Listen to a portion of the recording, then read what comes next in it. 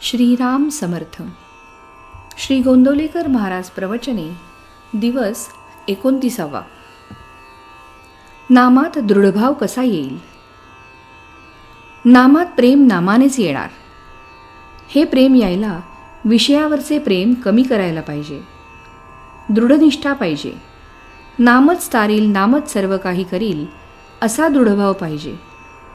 तो ठेवून व्यवहारातले प्रयत्न चालू ठेवावेत. पण यश देणारा परमात्मा असा भाव पाहिजे.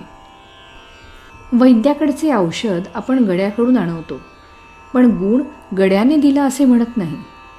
त्याच्याही पुढे जाऊन वैद्याच्या औषधाने आलेला गुण परमात्म्यानेच दिला असे का मानित नाही. परमात्म्याला शरण जाणे म्हणजे परमात्मा आपला आहे, त्याच्या वाचून आपल्याला दुसरे कोणी नाही. आपण काही करीत नसून सर्व तोच आपल्या हिताकरिता करतो आहे असा दृढ विश्वास ठेवणे. आपण आपल्या बायको मुलांवर प्रेम करतो कारण त्यांना आपले म्हटले म्हणून, म्हणजे प्रेम हे आपलेपणात आहे. मग परमात्म्याला आपले म्हटले म्हणजे सहजच त्याच्यावर प्रेम बसणार नाही का. दुसरे असे की भगवंत हा आपला जिवलग सखा आहे, तो सर्व काही आपल्या हिताकरिताच करतो आहे असा विश्वास धरल्यावर काळजीला तरी जागा कुठे उरली. आपली देहबुद्धी नाहीशी होण्यातच आपले हित आहे. परमात्म्याच्या ठिकाणी आपलेपणा उत्पन्न व्हायला त्याच्या नामाशी पुष्कळ सहवास पाहिजे.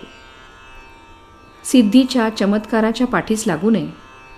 ती आपल्या मार्गात विघ्ने आहेत. उलट त्यांनी आपल्या पाठीस लागले पाहिजे. एखाद्याला साप चावत नाही, पण त्यात विशेषते काय आहे. सापात काय किंवा कशातही काय. भगवत भाव आपलेपणा पाहता यावा म्हणजे कोणीही आपले शत्रू होणार नाहीत.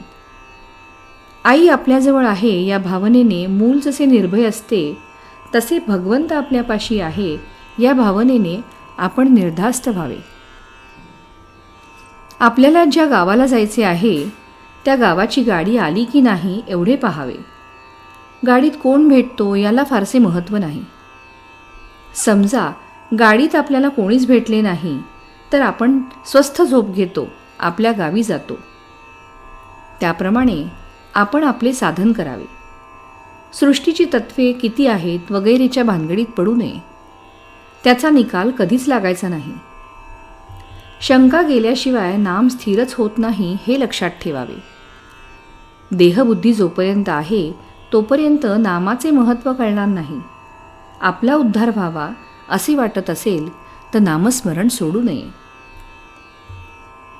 तात्पर्य: परमात्मा जसा निरुपाधिक आहे तसे नामही निरुपाधिक आहे.